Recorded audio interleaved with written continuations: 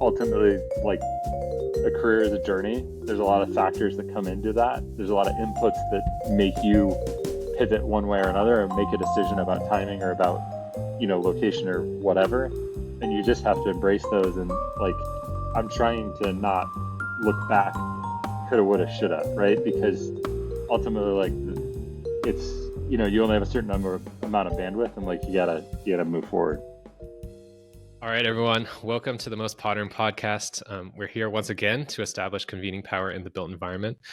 This season, we're holding conversations about careers that shape the physical environment around us. And we're really fortunate today to have joining us Brandon Hall. Brandon is an architect and the founding principal of BHA in Chicago. Before going off on his own, Brandon was a project architect at Wheeler Kearns Architects, where he led a number of institutional projects. Before that, he also practiced at Studio Gang in Chicago, the Hong Kong office of OMA, Office for Metropolitan Architecture, and Henning Larsen in Copenhagen. So thank you, Brandon. Welcome to the show. Thanks. Happy to be here.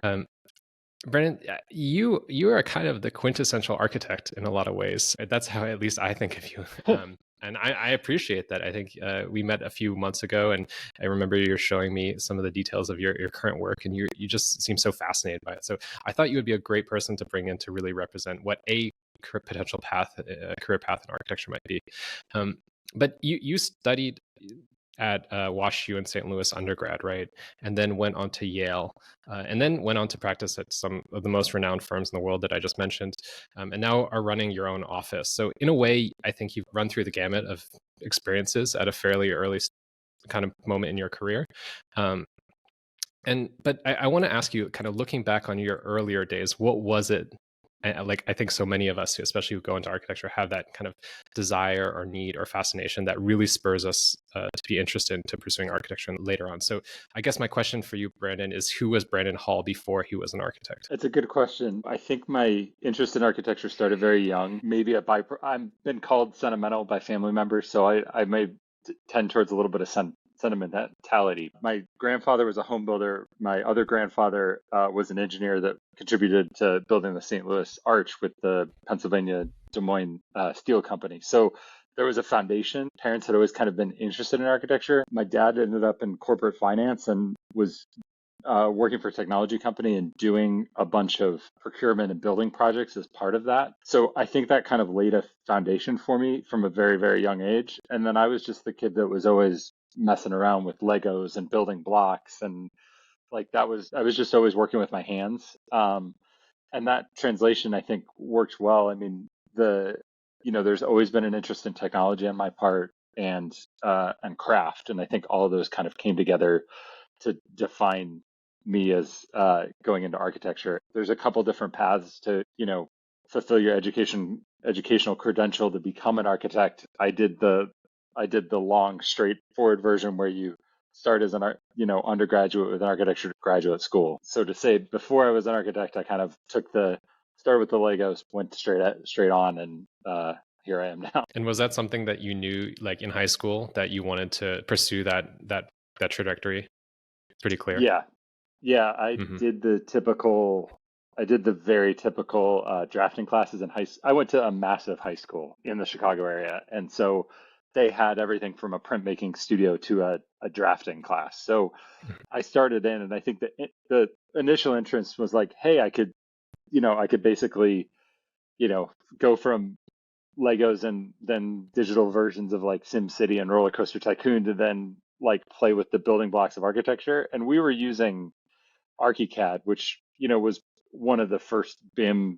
And this was like we're talking about 2004. I mean, like way back. And I think it almost took kind of backing up from that because that was too specialized at the beginning. So one of the things I did was to confirm my interest in architecture was I went to a summer program between my junior and senior year of high school at WashU that was like a discovery program, and that helped me figure out like, oh, like architecture, architecture is about building, and that makes sense to a certain degree. But I think that program, and certainly the rest of my education, kind of built that, it built architecture in a totally different way that wasn't as technical, right? It's not just about drawing lines; it's about conceptualization and illustration and visualizations. And so backing up and taking more art classes, doing some more kind of artistic photography was the way that I sort of reset from that technical angle to, the kind of foundations of practice. What was your first career step after college? Where did you go? Did you go straight to those large firms to work, or what was it like? Yeah, so obviously architecture is one of the professions that's an indicator of the economy, right? And I had a bunch of friends that were class of 2000 that were at WashU undergraduate, and they went out into the workplace. Some of them got jobs. The ones that did were the last in, first outs in the downturn. And so that kind of was immediate indication that I needed a plan B. And so I started applying to grad schools, like many at the time, and was lucky enough to get into Yale. And then, like, I don't think I had worked. I'm trying to think. I don't think I had worked in like an architecture firm before getting into grad school. And then I got into grad school. I got a fellowship with a New York-based architecture firm, and so I like all the pieces kind of fell into place to start school. I mean, I can get into I started school. I did a year. I kind of cemented my status as a Yale Master of Architecture candidate, and then I took a break and I went to Copenhagen for a year to kind of get that, combine that professional experience with my education. Yeah, I was going to ask. I think for a lot of architects, there's a moment when the discipline moves on from being simply just a major or a program of study to actually becoming a job. Something that you realize, oh my, well, I'm invested in this. I'm going to be doing this. For you, was that fellowship, I guess, at Henning Larsen, was that kind of moment where you're like, okay, let's be real about this? Yeah, and I'm thinking about this conversation, I think one of the things I wanted to say is that somebody at some point in my professional education like told me, hey, like education isn't just going and getting instruction and coming back and regurgitating that or taking the prompt. It's you need to design your own brief, you need to have your own project, and then you need to fit your education and the experiences that people are bringing in to you into that project. And so like that, for me, that kind of started with that Henning Larsen. And it started with, the class that I entered into Yale was one of the most competitive on record because there was unemployment in the industry, particularly at the bottom where the less experienced people. So a lot of my classmates either came from, having a couple of years out of school after undergraduate. They had they knew they had to come back to school to get a professional degree. And so they had the opportunity to look around, and they had experience, and they had fantastic experience. And so looking at that and figuring out how were my classmates going to challenge me to get better, I think was one of the motivations of like saying, okay, this is an amazing group of people with a lot more experience that's able to bring a more of a perspective, and also just have had longer with certain tools and had time to think. And so I took that. College is, grad school is expensive.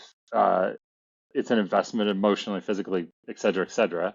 I had been going to school for 5 years. I said, let's take a year off. Let's go. I had studied abroad in Copenhagen. I loved it. And I knew that was like, it's like the capital of design in Europe for many intents. And I knew that would be a great place to have a reset, to participate in a lot of projects. And I think that kind of the European competition culture, which is very different from the way American firms practice, like really gave me that opportunity to kind of develop my skill set, continue to develop my eye, and also to kind of iterate through projects in a quick way that kind of like was the perfect reset to then come back to school and kind of take on my perspective, my project within the guise of what was available at Yale, which was a lot. Yeah, can you just mention for our listeners like what defines that competition culture that you're talking about?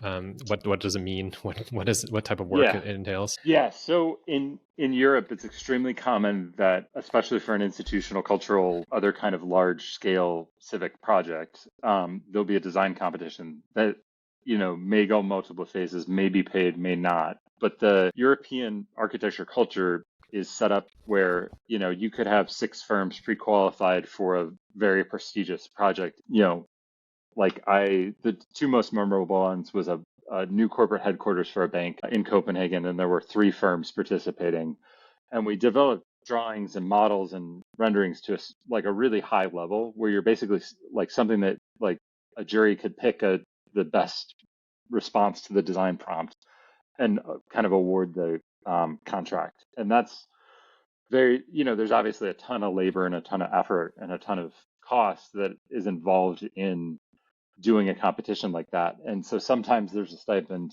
sometimes they're not. But I think the European firms are kind of set up in a way where they're constantly entering these big competitions and the goal is to win them, right? And so, it's really interesting because it's not like a student competition or something where there's an amount of effort, but it's not significant. I mean, these are typically pretty detailed to where you're kind of maybe at the end of schematic design before you even get a contract. So a lot of really amazing projects get put on the shelf, and if you're lucky enough, you carry it through to construction. Did that change your perception of an architect at all? Having that intense competition experience, or let's say, like, was your vision of an architect matching with your experience? It's an interesting question. I think that the design competitions are in some sense like an elevated version of a school project, right? So I think there isn't a kind of parallel between what you're doing to run a design process in school and what you're doing to run a design process in a competition. I think maybe the foil to that is that there's like certainly you're working with more experienced technical staff, but Minku, you talked about in the podcast that you did where you were interviewing each other, like fighting for your ideas. And I think that's a valuable skill that like still is used to this day, but I think was important in school and important, a professional sense in terms of like coming up with an idea, like demonstrating it, drawing it, representing it, and then fighting for it. So I guess that's more of the parallel, whether it defined my sense of what architecture is. I think it maybe clarified it, but there's such a close link between academia and that part of architecture that I think it maybe wasn't as much of a difference as than some things that I've encountered later in my career per se. So you go back after your fellowship, go back to Yale, and you mentioned that it was a very competitive place. I mean, Yale is already very competitive just because of its standards, but given the kind of group that you found with, you're associated with because of the time and history, and I guess one thing that you Brandon, I'm sure you can tell our listeners about is sort of what is studio culture and how does that affect your educational experience. I think it's something kind of in line with this sort of competition experience. Architecture school is known, at least everyone who goes through it knows that it's intense, right? Like you have to stay up late. There's a lot of work, and there's a little bit of competition as well, kind of maybe between the students. What was your experience like, and maybe looking back on that, how did that affect who you ended up becoming as an architect? You're asking for the scars? No, the highs and the lows. I think it's a huge up and roller coaster kind of experience, at least from the shenanigans and the bonding. Yeah. So yeah, studio culture, I think it's one of the hallmarks of like architecture school and one of the things that makes it so special, right? I obviously have experience with two schools and there's a bunch of other schools that maybe are different, but for us studio culture was a place to come work. You had your computer, you had models, you were doing drawings, and it was, particularly that first year of grad school was like a really intense, but like luckily I'm coming up on my 10-year graduation from Yale, so let's say 14 years ago. So it like burns less of a memory about the late nights and all that. And I think I look back at it thinking that was like really this moment in time that like you'll never recreate, where everybody was there challenged by the same challenge, the same brief, and they were coming up with such wildly different ideas. It was just an incredible time. I mean, you really pushed. There was a competition aspect, but I think that you can either take that as a detriment or take it as a challenge to get better. And I think hopefully, I look back at it as though I was taking that brief to get better. The first year of Yale was particularly interesting because you had studio twice a week. So everybody was in the studio Sunday nights, chugging away, getting stuff done for studio on Monday. And then you had a visualization class on Tuesday. So maybe went out and took a break after studio and then came back and worked on whatever the challenge was for visualization. And then I'm prime night at school because we had Eisenman's formula analysis drawing class in the morning, and then we had studio in the afternoon. And it was just the amount of production that you were asked to do on a weekly basis was like mind blowing now. But it was that chance of like, hey, you're here, you're a captive audience, and what can you create with these challenges? And you had to be strategic about your time because there wasn't enough of it to do everything to the to the absolute max. So it was about figuring out how to be the best you could at everything. And it was also so interesting for me because that first year in Yale, you're matched with, there's a subset of people that were like me that went to architecture school. Some of them straight through, some of them had experience, and then there was maybe a third category that was people that were, had like gotten a fine arts degree undergrad and were coming at it from a totally different angle. And so it was trying to understand like this entirely different perspective and apply that kind of across the board. And I thought like studio culture is, I think, one of the things that teaches you how to work, right? I mean, it's about seeing an environment where you have a bunch of creative people in a room with the same challenge and looking at the results is really stunning. Yeah, one thing I always thought was kind of remarkable about Yale, I don't know if they still do this, but they give you a desktop. And this was at a time when, like most people are working on laptops, right? But the desktop kind of indicates that you better be there and you better be working kind of almost like it's an office. Oh, yeah. I agree, it was a little intense, but I think what it did was it leveled the playing field. It wasn't about, like, it gave everybody the same set of tools. And that was an uncommon thing. I mean, a lot of like I watched you'd be stuck in a computer lab if your laptop, was on the fritz or wasn't working right or whatever. And like you came to Yale, they all gave you the same amount of tools. And the nice thing was they also they kind of reverse engineered it. So you got the new fastest computer your first year. And then there was your third year. And there was a trickle down where the first years at school got the 3-year-old computers and they traded them down. But it works really well. Yeah, you're just like figuring out how to use it anyway. You wouldn't start with the advanced technology right at the beginning. Well, I guess so. Moving on from school, what were you looking for after, in a career once you graduated? I mean, I think you probably your experience in Copenhagen for that year probably influenced you quite a lot. Were you looking at things more in terms of the type of work you might be doing, where you might be doing it, the scale of work that you're looking at? It was a little bit of all of the above. So in that interim between second and third year, I went to Hong Kong. I worked for OMA, which was a fantastic experience, but equally intense at moments. And then I graduated. I was so focused on my final project, and I wasn't really focused on, like, I was sending out a few job applications, but I just wanted to finish Yale strong and then kind of figure it out. And so, to answer your question, there wasn't a specific thing that I was looking for. It was finding the right opportunity, and specialization. Like, I was coming back to Chicago made sense to me for a lot of reasons. I'd already done all three of you talk about your kind of like the seminal hardcore experience in an architecture office, some good, some bad, but intense. And I had kind of had a couple tastes of that. And so it had kind of informed me about wanting somewhere. And I had also been, I had lived in 5 cities in however many years. And so there's stuff everywhere, and it was time to like settle down.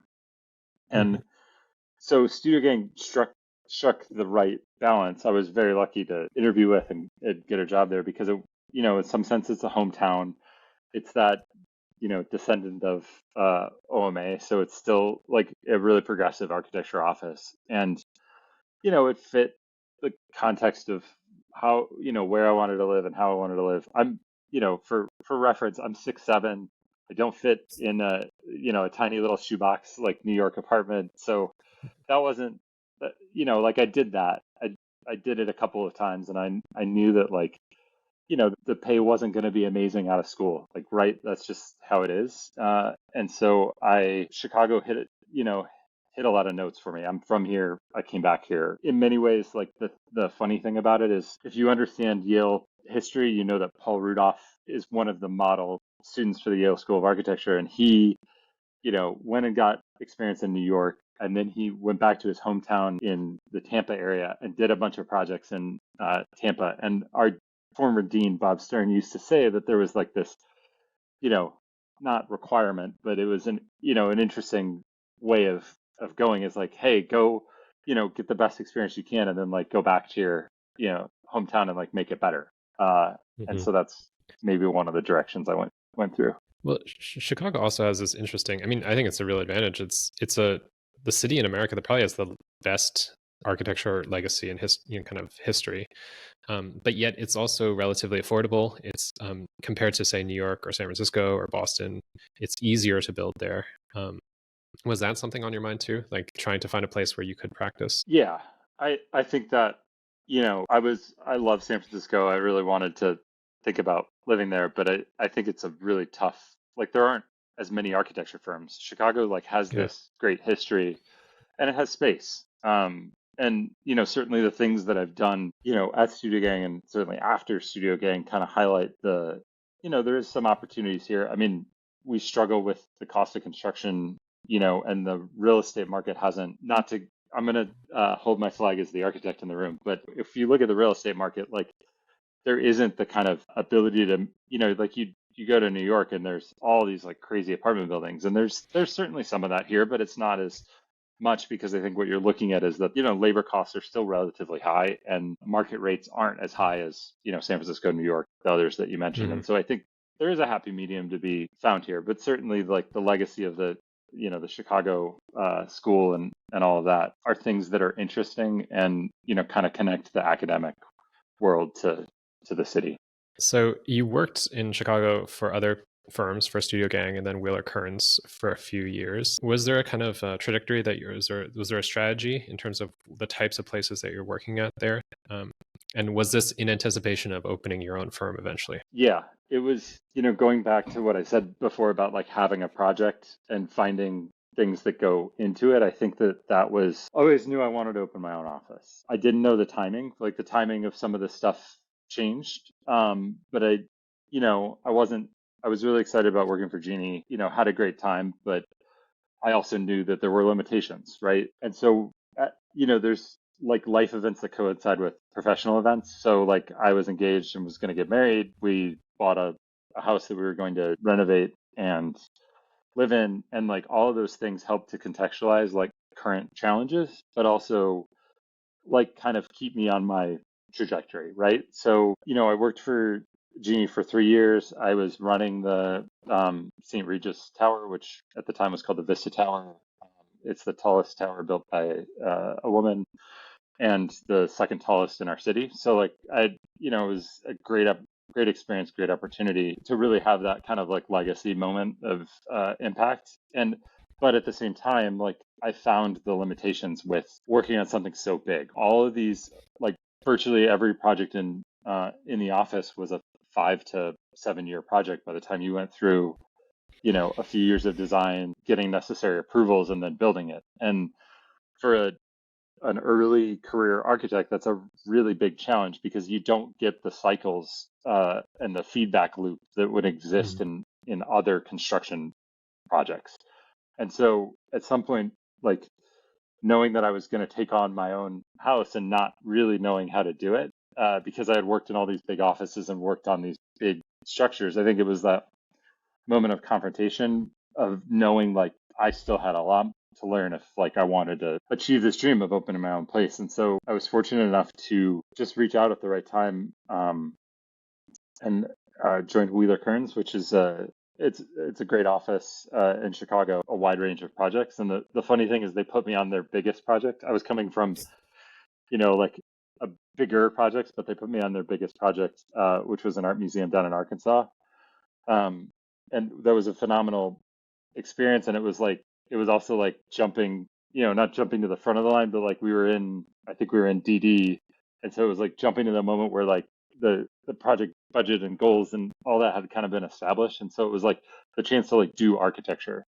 And the other thing was that I did, want to mention in terms of career focus is like finding a mentorship. And, sometimes in these offices, the senior staff is so overwhelmed by certain challenges that there's like no time for really like pure mentorship. And so one of the things that I did find in the smaller office was like, real mentors taught me a lot about the end to end, starting a project and finishing a project in a way that I don't think I would have gotten anywhere else. And for that, I'm extremely appreciative because I think the architect, when you get to a certain level, you figure out that the architecture is actually the easy part.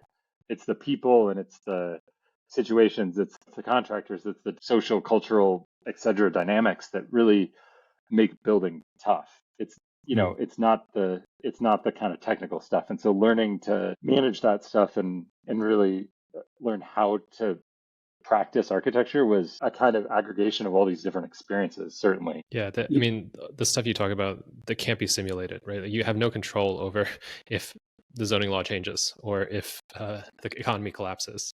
And I guess what you're hinting at is that in order to practice architecture effectively, you need to be able to adapt and to kind of manage those situations when they do arise. Yeah. I think you touched upon a very important and interesting subject, which is the ideation part of architecture and of design, and then the realization part. Do you think in your architecture requires you to go through a quite extensive academic process in order to call yourself an architect and get a license? Do you think that it was the schools well equipped you to deal with these real situations, or do you think they can do a little better job? Because my experience was the school was more too much into the idea part and the more kind of a larger, flashier parts of architecture, and less so on the more technical side, which is equally important. Yeah, I think it's a good question and a tough one. So there were parts of my educational experience that I think were really, really, really strong and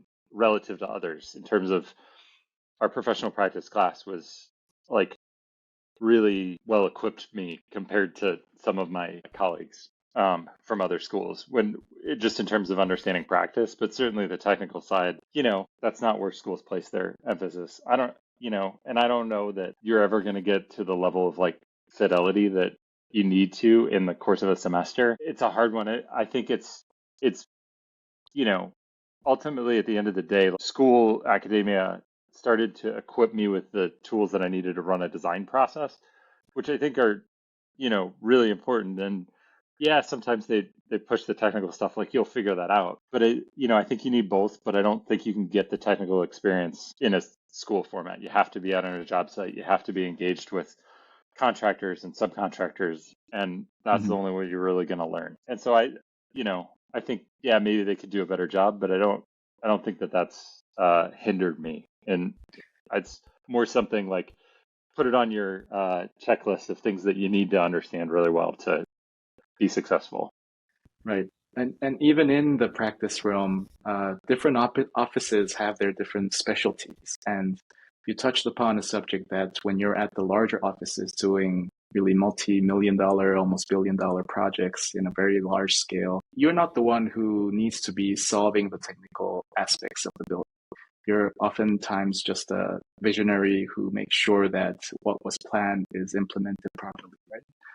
What would you recommend to the newly grads, or maybe to bring the question to a more personal level? If you were to go back to your, let's say, graduation day, would you choose some other paths, or what would you recommend to yourself or to other students who are listening to this podcast? Minku, with the hard questions. I want to couch my answer in that I listened to this Yale School of Management lecture with a Deloitte consultant who talked about the fact that all of us now, he was speaking to management consultants, but I think it's kind of applicable, certainly in this group of four, is that you're going to have, like, a career is a very long thing, right? We're maybe a third of the way into it. And that you're going to have to and need to reinvent yourself multiple times through your career. And so I have a hard time like looking back and saying, I would have done this differently. I think again, it just goes back to like have your project, know what experience you want, and design your career the same way you design your projects, because you're not going to get the same experience from everywhere. I mean, I used to kind of laugh at friends that would say, yeah, like to get the right amount of experience, like you need to go work for a couple different people in your first 5 years. And like I would have told you at certain points that I was like a lifer wherever I was. And it's just not the case. So yeah, not to sidestep your question, but I think that I certainly there are other things that I could have learned that I could have done better. But I think that ultimately, like, a career is a journey. There's a lot of factors that come into that. There's a lot of inputs that make you pivot one way or another, or make a decision about timing or about location or whatever. And you just have to embrace those. And like, I'm trying to not look back, coulda, woulda, shoulda, right? Because ultimately, like, it's you only have a certain amount of bandwidth, and like you gotta move forward. Yeah, that's a great answer. I like that.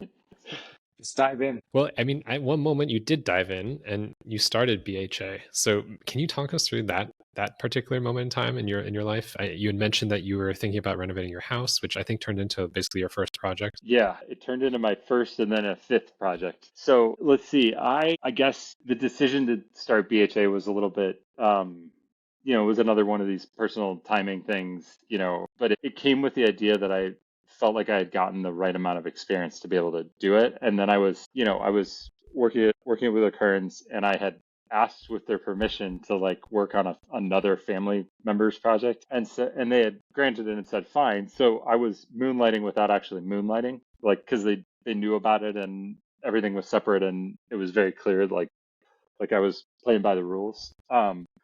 But it was the first time that so BHA kind of started because of that second project, but it was with the knowledge gained from my house renovation. And really it just became the idea that, like, to further my project, being like my approach to design, running a design process, being a little bit scrappy, being entrepreneurial, like I had to take this next step, which was to kind of hang your shingle and see how you can do it. And I think that, like, that was the motivation. The reality was, like, I had this project for this family member, and I could, it was for a high-end residential project with a really reputable builder, and it was going great, and I was kind of handling everything, and it kind of gave me that confidence to, like, take that next step. And I had one of the colleagues that I worked with closest at Henning Larsen he told me this monkey swinging through the jungle analogy, which is like, you're still, you're reaching over here, for the next vine, but you still have your hand on the vine before. Yeah. And I think a lot of people do that, but there's that risk moment where you let go of the other one and you see if you can swing. And the motivation was to kind of get an opportunity to practice in a way that, like, I wanted to, that built on this diverse set of experience that I had, and contributed towards, like, my project with a capital P, which is, trying to work through contemporary living, working, and, cultural experiences. And so it wasn't going to come in a different way. So, like, at some point I had to take this plunge, and, I don't have it all figured out, but I will tell you that, like, I've been very lucky. I've gotten a lot of clients. I've faced a lot of challenges as a small business owner. I've taken on a new set of challenges, and it's been really rewarding. And it's given me better perspective to both what my bosses felt and insulated me from in prior employments, and also, what the opportunities are. I think a lot of young architects feel like eventually they want to open up their own office, but I don't think as many have thought of it as completely as you have, Brandon, at least as you have by this point, in terms of, for instance, the larger project that you're trying to contribute to, why you're trying to do this, how you're going to do that. Were there any, like, major surprises, or what were some of those, I guess, a few of the big challenges that you received when you made a transition from working at a reputable established firm to just kind of going off on your own? That's a good question. I think that something that working in a slightly big, and I worked in, like, a variety of scales of offices, right? Because when I joined Studio Gang, it was like it was a mid-sized firm. Now it's a large. So I've kind of scaled down in the firms that I've been with. But the thing that's the hardest about being a sole practitioner is, the ebb and flow of projects, right? Because you end up with a bigger dance card. Like it's inevitable. You're going to take on smaller projects, and like it's that kind of moment when you like, oh, this project went on hold. What am I doing now? Or hey, this now I have 5 deadlines in the next 3 weeks. Or I think it's harder to deal with the ebbs and flows because you don't have any, like you have more limited backup. But I'll also say that like I think the biggest challenge for me is the notion that like architecture is ultimately a service profession, right? I'm providing design services for a client. And like most of my clients are end users. That's been my focus. I'm not really in the speculative game. I'm mostly working for, end users trying to improve their environment, whatever that might be. And so knowing there's that, like it's tough to deal with those ebbs and flows. Make sure that you give a really high level of service to each client, and then deal with the things that need prioritization. You need to run to this job site that's across town to solve this issue at the expense of something else. So it's about finding that balance. I mean, I also say that I think a book that's really, or a concept that's been really like seminal to my understanding of my business is called the E-Myth, which I was just listening to it this morning, actually, on Audible. Yeah. Perfect. So it's the concept that you're working on your business versus in your business. And in the first year and a half ish of my business, I've been working in my business. I haven't necessarily been working on my business. And so one of the things that needs to come out in this next phase of my business is to articulate what I'm doing, because the project is there. I know it's there. I work on the design part every day, but I don't articulate it. And I think that's like just one of those big challenges, is just making that switch. You mean articulate through your portfolio, through your marketing, through your communications, that sort of thing? Yeah, exactly. Like my website is almost non-existent. Like Instagram, I'm a little bit better at, but I have prioritized my clients over my business, over my publications, because I was lucky enough that I had enough stuff going on, like the moment I hung the shingle, that like I kept busy, and it wasn't about seeking out like, and it sort of parallels. There's a couple people in this kind of OMA lineage, or OMA, what did you call it? The family. The REM babies. Yeah, so in the RIM babies, there's a couple that are particularly interesting. One of which is Dan Wood, which if you've seen him lecture, Work and AC, he may not, right? yeah, Work AC. He kind of laid out a logic that I think makes a lot of sense, which is he's like, in the first 5 years, we did anything that came to us. We just said, yes, and we tried, and we made it our own. And then in the second 5 years, we like tried to figure out what we wanted to do, and in the third 5 years, we're like doing what we want to do. And I kind of think that that's the way you have to kind of think about this. But I like think that even with that statement, he's still running a project. He's running his design process and his design logic in everything he touches. So he's bringing value to his clients, because that's the ultimate end goal, right? Is like, I'm bringing value to my clients in my design, and I'm trying to help them with their vision. And how I support that is really important to me, because that's the people that, it's not about the, like, it is about the picture, but it's not about the picture. Like it's about the idea. Like I think that, like, certainly the angle that this group is in is more in the ideas, right? And like for me, the idea is like really important. And so it's like about finding that right idea, but also supporting them and however they want it to happen. Because I'm a service provider. Like I'm a service provider. My effort on a project is directly linked to my time.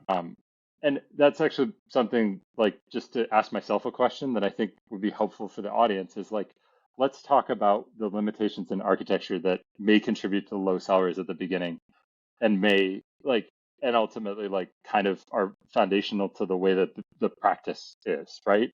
And that's that you're the way that the AI and typical fee structures have been set up, like the least fee or some of the most minimal fee comes at the idea origination point, right? So the stories that you and the Minku relay of these like really treacherous, time intensive design processes come at the moment in the project that is the least lucrative. And typically the most lucrative, but also the most time intensive, is the later phases of design that gets towards the production of the building, which, if you talk to a developer, probably also makes sense because that's when they're getting draws on their loan and they can finance it easier. It's like, so it all sort of works out. It works out with an owner, et cetera, et cetera.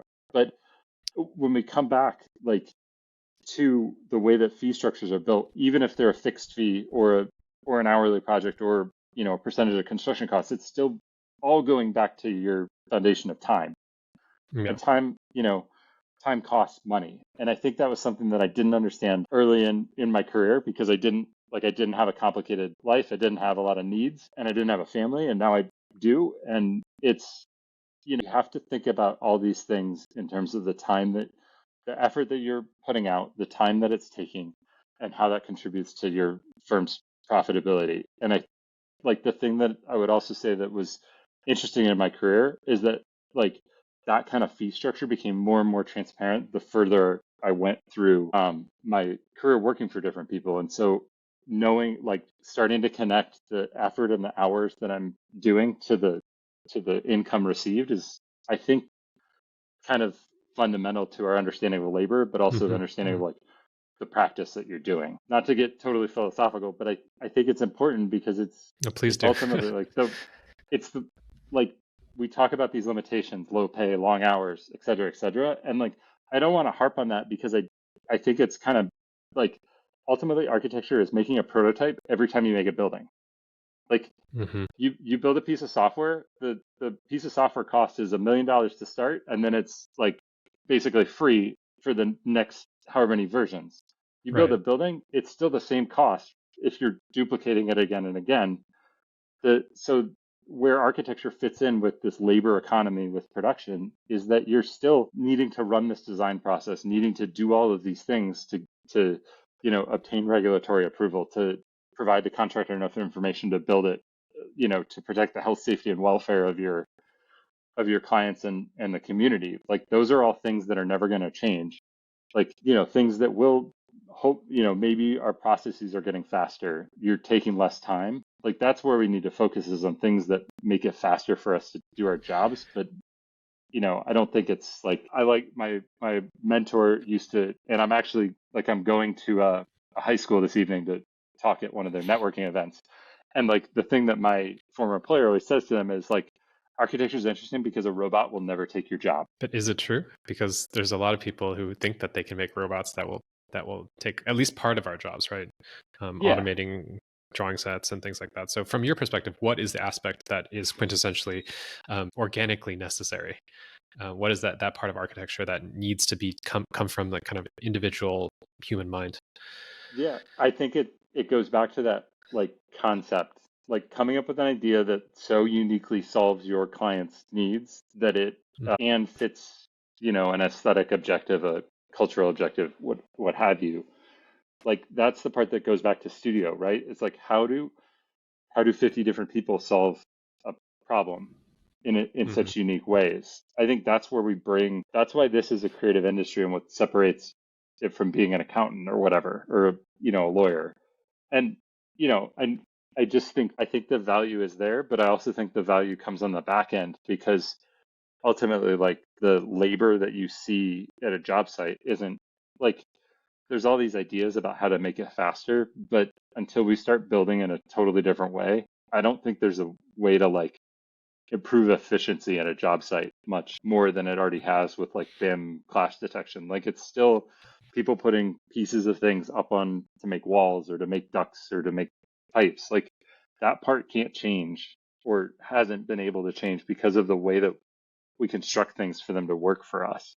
I think what's really cool about your story is it seems like you very much kind of design where you're going, and you really consciously take each step, and clearly you think very deeply about what you're doing now and what you're about to do.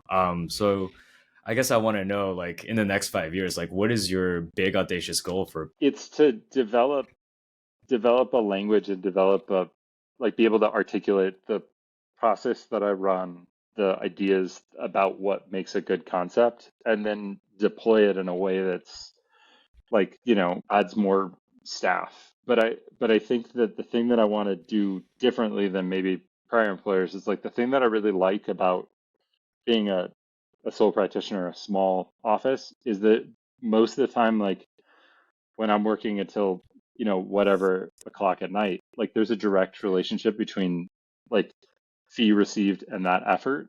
And I don't know how to do this. I haven't figured it out. Like I said before, I haven't figured everything out. But I think that I don't want to fall into the traps of saying, architecture is a low paying industry and, slave labor. Like, I think we need to get more intelligent about that as a profession. But as an employer, you also need to get more intelligent about the way that like we can reward effort. So rather than just, sending Minku back to like make 10 more sketches for some competition and back in his OMA days, like how do you correlate effort and drive to to process and to ultimate financial outcome? Because it's a lot of other industries, it's very clear, right? It's about, there's like very clear profit sharing or very clear like expectations about performance. And I think that's architecture is that like conception of like what a designer is that starts at school that doesn't make its way out into the real world. And we need to find a way to like, I don't want to be the business guy that goes and like does your corporate fit out and like, becomes formulaic.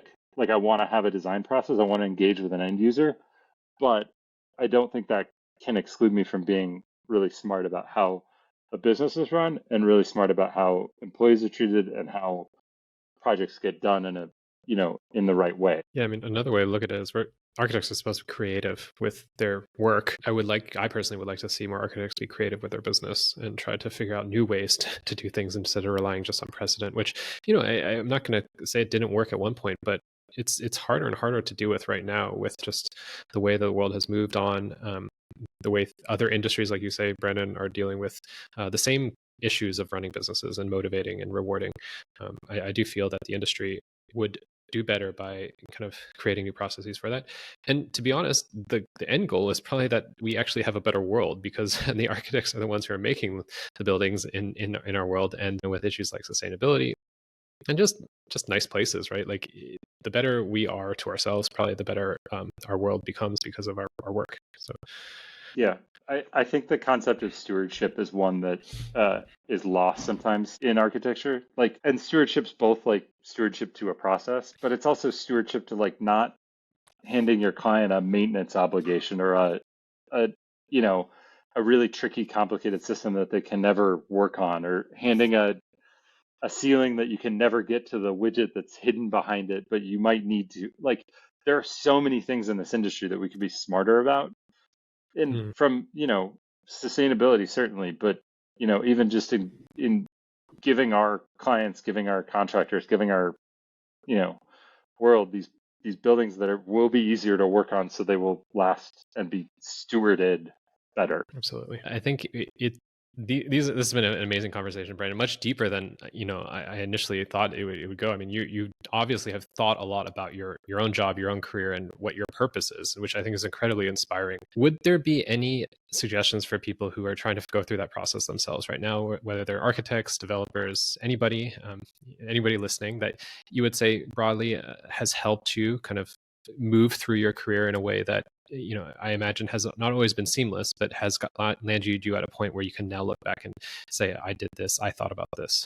That's a hard one. I mean, I think connecting with a community is really critical. I mean, it's like the pandemic kind of forced us all into our isolated chambers, but certainly, and still now, like I make a point of like getting coffee with a lot of people in our profession, and kind of like, you're never going to know everything, but like, ask questions. And the other thing that I would say is like, figure out the things you aren't good at and seek the knowledge that you want to build that. Well, like architects naturally kind of need to be Renaissance people, in the sense that you need to know a little bit about a lot of stuff. And a lot of it's just systems and structure and, technology and all of those things that contribute to like a good building. Like a building isn't just a design concept that lands on your desk. It's a fully vetted, integrated,